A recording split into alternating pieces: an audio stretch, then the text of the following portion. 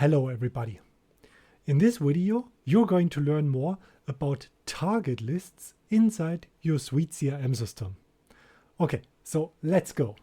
When you are communicating with your customers, with your leads, with your prospects from your CRM system, you probably want to group them, to segment your customers or your leads in order to be able to tailor your communication a bit more in detail to one specific customer segment.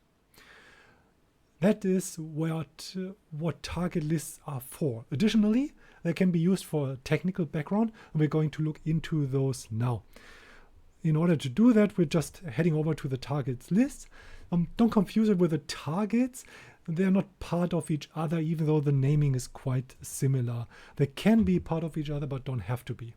So I've already created one target list, which we can ignore for now, but we're going to create a couple of more target lists.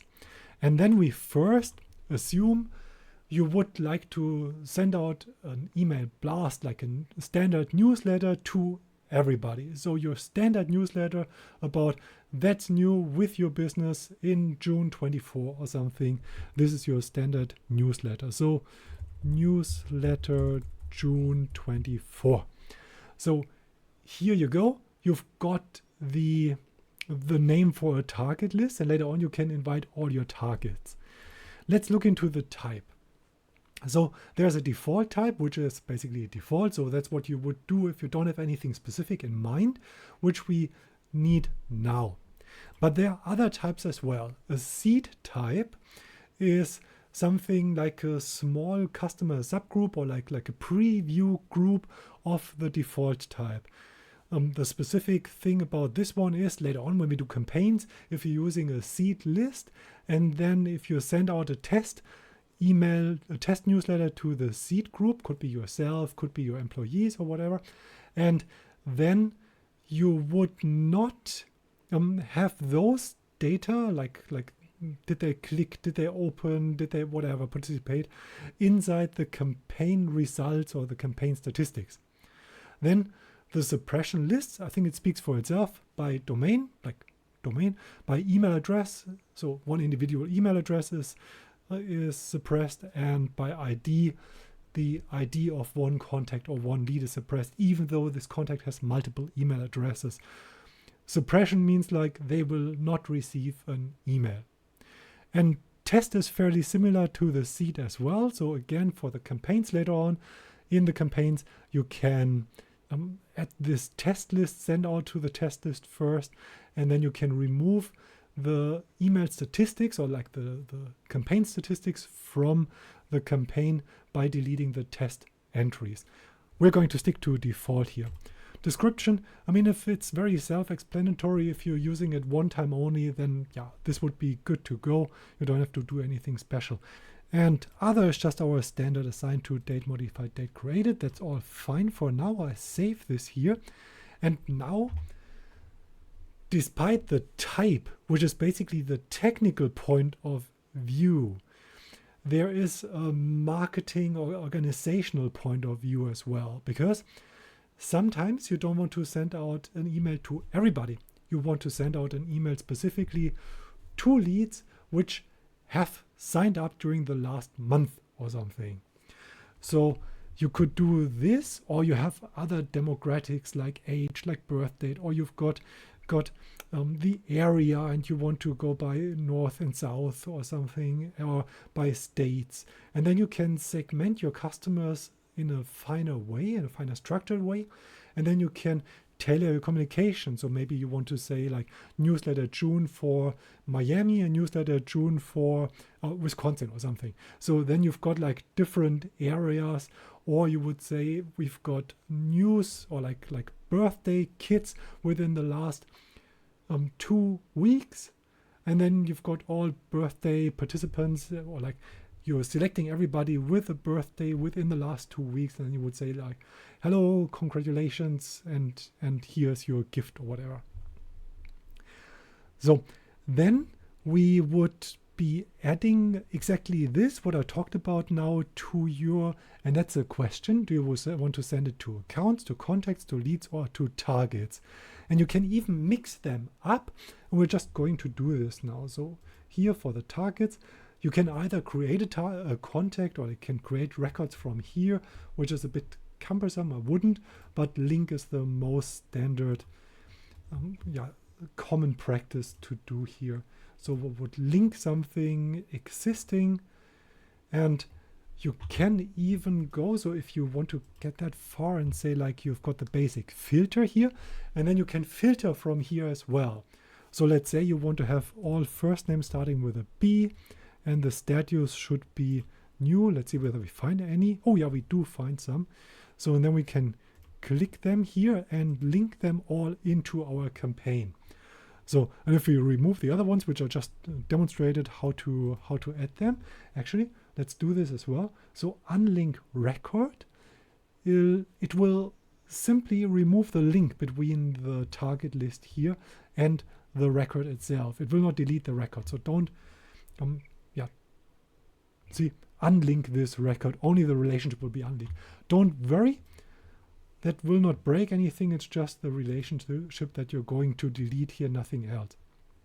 So, and now we've got all leads which are in a new status. And that means probably nobody has been taking care of them yet. And you want to send them a specific email like, hello, you're new, welcome into our universe or whatever. So, and then you would start with your marketing towards those leads. So first of all, you've got this technical type of thing. Second, you've got the option to have like organizational marketing sort of viewpoint on the target lists. Then this is good so far. We can just keep it as it is for now and go and create a new list. So therefore would create a new list, and then I would call it, and maybe we do by domain. So we would call suppression domain list. And here means if you, let's just do it. So I save this as well. And now I'm selecting any contact. And I really had this before inside a project. Something went awry with this one specific customer, and this customer has been on the blacklist. And then for the blacklist, we said we want to completely block this whole customer domain.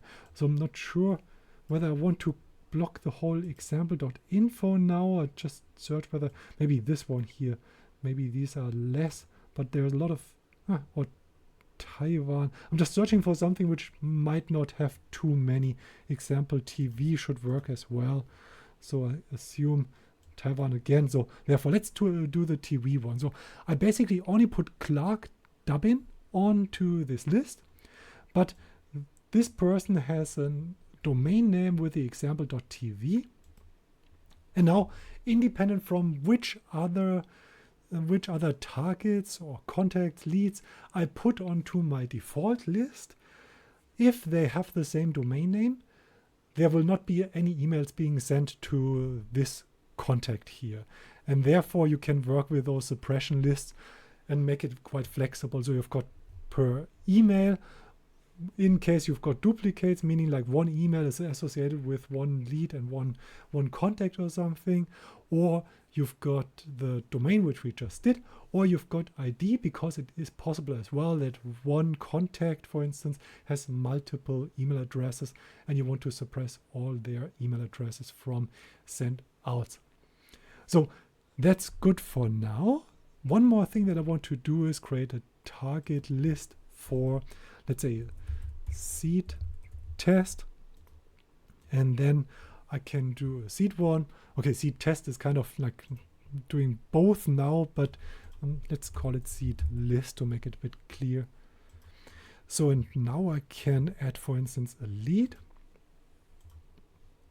and I would go here and search for something starting with a name I know usually. So these might be on my dummy accounts, which I have set up for testing purposes. I link them, and then I can receive the campaign later on, if we go check out my video on the campaigns, so if you're sending out campaigns and this is the seed list, it will work out for just testing your campaign, so to say. So this is the first batch that goes out. You can say like, okay, this looks good. Let's really send it out in this way.